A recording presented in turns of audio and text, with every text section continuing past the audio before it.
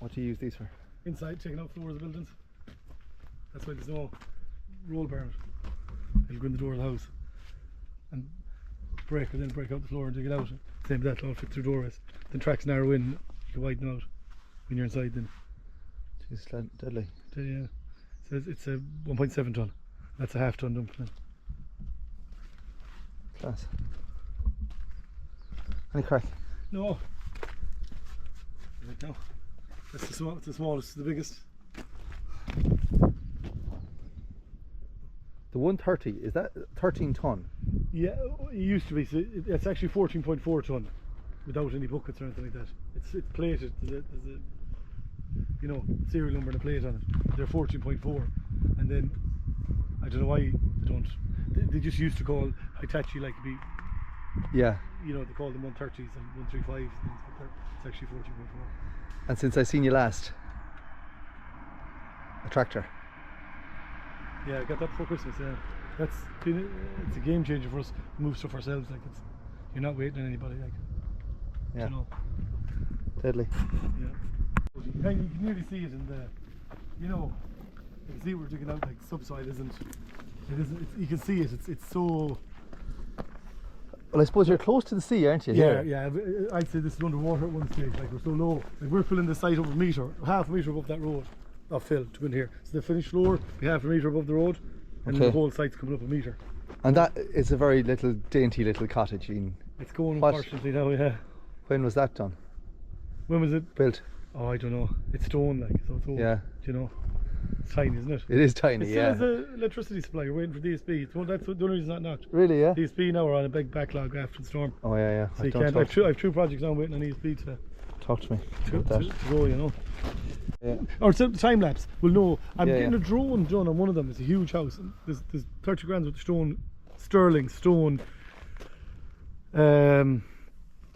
Oh Jesus Christ, the name escapes me at the minute. Like, it's a corbel, like it's inset stone in the blockwork. Do you know what I mean? The different levels over the side. Okay. I want to show, and it'll be pretty cool now. It won't. I haven't done it before. I'd say I'm 25 years building. The chance to do it again could be slim. Like We have the stone inside. No. So normally would start blockwork.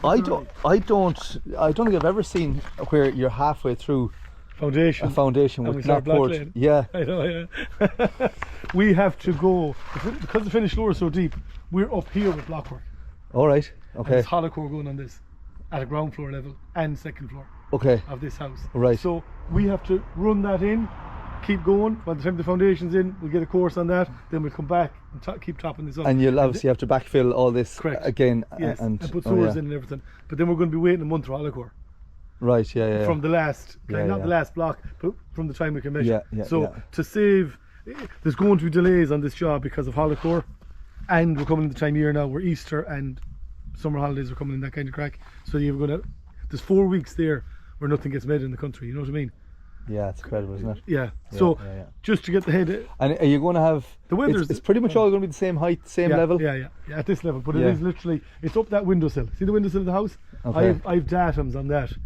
Right. That I've surveyed. So I got a level of the road, I got a level of the school, and eaves of the school, and I transferred all that into a reduced level, and I had the finished floor level of this house on that, marked on that house for the lads, and it's up at the windowsill. Excellent. We've helped today as well. Yeah.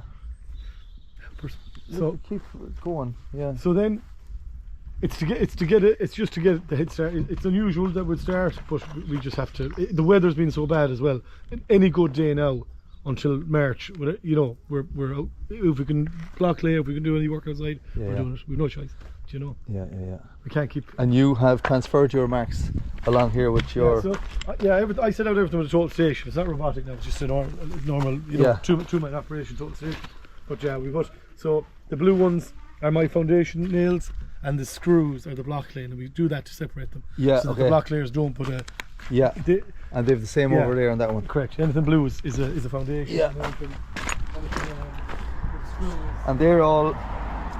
So you've put your first slabs. Yeah. And then that's obviously. That's for block laying. Exactly. Yeah. So he's on screws. I'm on nails. I'm on blue, and he's not.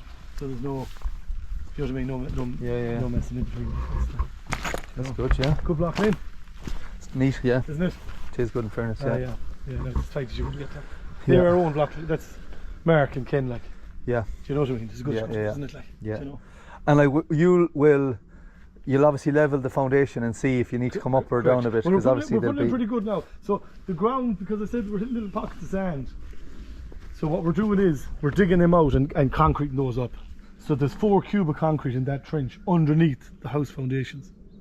Okay. Right. So we're going to solid. So this is even quite deep. We could have had that as top of concrete, except the ground conditions weren't good enough. If you look back here, that's the original ground level of the site. Do you know what I mean? The first thing we did was put these up. That would be, you can see the ground level. That would be the ground level. So we took all the topsoil off. Strip, which is that. Yeah. That's down the back in a. And when you're digging here, have you got like the engineer or the architect or whoever is signing it off? Have him on site, like digging out? Or yes, no? Yes. So what we do is we set up a meeting so like at the end of the week we say come to site next Monday, Wednesday, Friday. Yeah. And we'll have aspects for him to look at. So we've done a soil strip, and then we dug a couple of trial holes here, and we determined that we had to go down another, 400 mil to get solid than we'd hoped or liked or whatever, but that's the nature of the beast of it. But like we could have just went down. Them foundations are 350 deep, so we could have went down from here 350. Obviously we're down nearly more than twice that to get to solid. And when you add that into the entire cost of the build, is that something that you have to factor in then, or for a client, if they are self-build, they don't realise that for every 18 inches you go down, it's going to add a significant amount of money onto the overall. In my experience, it's the only place that's the real unknown is. That's, you know what I mean. When you get solid and you're coming back up, after that, it's client changes after that. That's the only thing that's out of everybody's control. Yeah. You have to go to solid, come back up.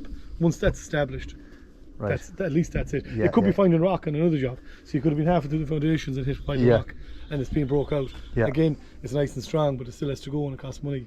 But after you establish that, any other change on the site after that really is down to the client, changing something or adding something in, or taking something out. It's not, So I'll show you the cabins on the wall over there.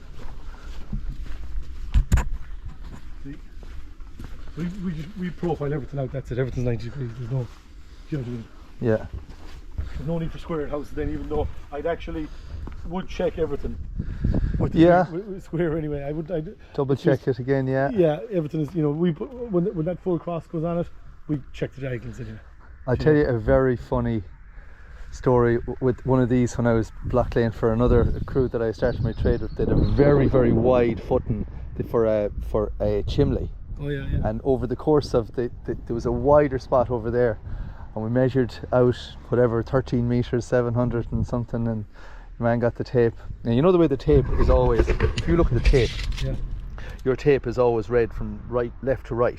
Yeah. But then if it's this way, if you're holding it this way, and I'm going here, and obviously you're looking, different. Yeah. So I don't know why a tape isn't actually upside down. I have a tape. It's on both. Is it? Yeah. In the van. Yeah. But sides, he measured it out, but 1400.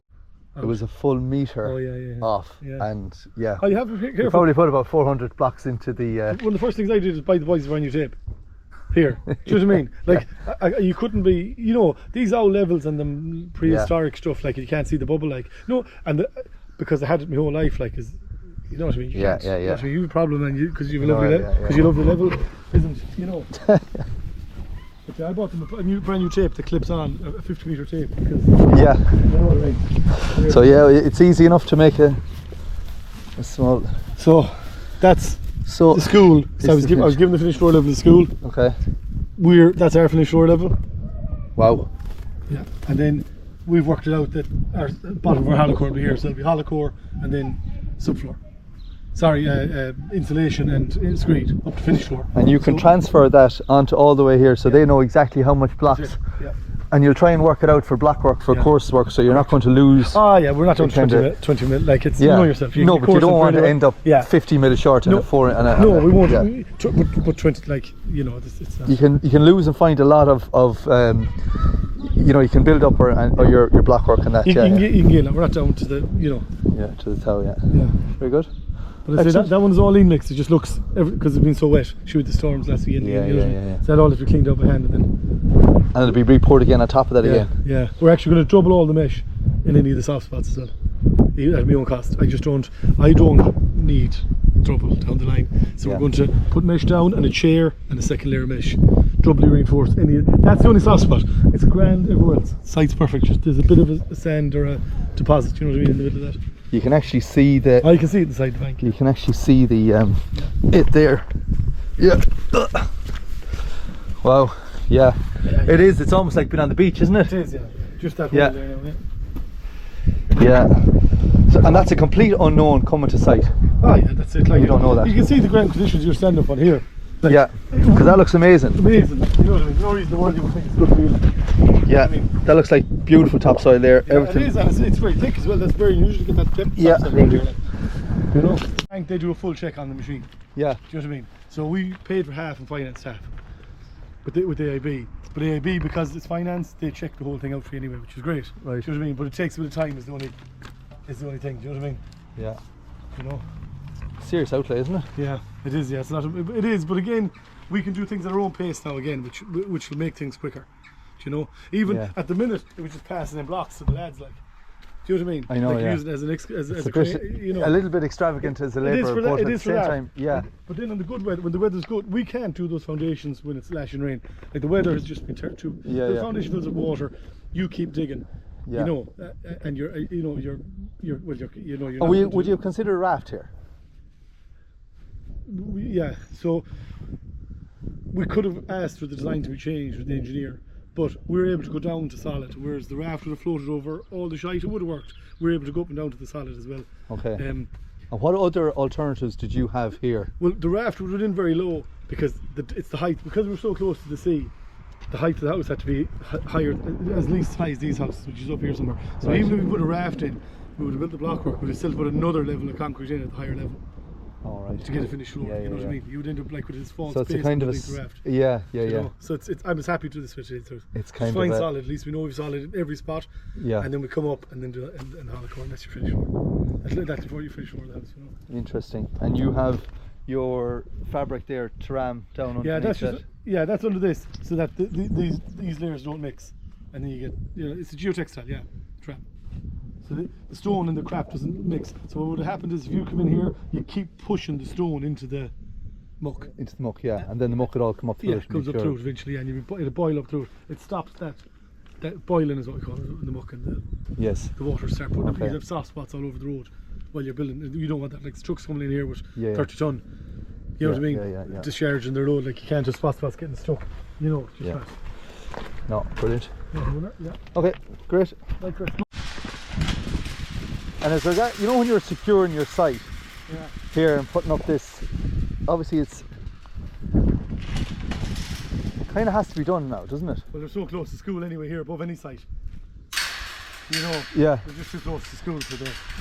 I don't want to, if they see it during the week and it interests them, piques their interest, I don't want them to come back here at the weekend. Do you know what I mean? Yeah. Like it's grand when you're here, when you're not here on a Sunday, Saturday. Yeah. It could be just something similar to break the windows, but it's really someone getting hurt. I don't want any. Exactly. Yeah. It's our responsibility to. Yeah. Like it's the safest you're going to get. Look, you get in if you want to get in. Like, do you know what I mean? Especially kids, like. They'll jump up on the wall and jump over or something, you know. If you leave a gap between them and get hurt, it's difficult. But it might look a bit extreme, but you know. Oh no, it looks professional. I don't know if it looks extreme. Like it's not. Obviously, it's not a jail, but like you're at the same time. Yeah, it looks safe. There's a lot of meters of fence there, like that has gone into. 3 grand with the fence and you like it. The problem is it doesn't last. It's not great. It's only welded here. You know what I mean? There's only It's only spot. So you're not 3 or 4 years out of them? That's about it. The limit of it. Really? Yeah. Do you know the worst thing you do is put signs on them? You know, even that now. Okay. Like. That one is going to be sacrificed with that sign on it. Right. You know, we have other site safety signs, it's actually in the van to go up inside the site. Yes, yeah. But that's what actually ruins them panels. As soon as you stick a board on it, the vibration over the shakes it and breaks it, That's it, that's it, does it. So we just stopped. Like the ideal for signs. So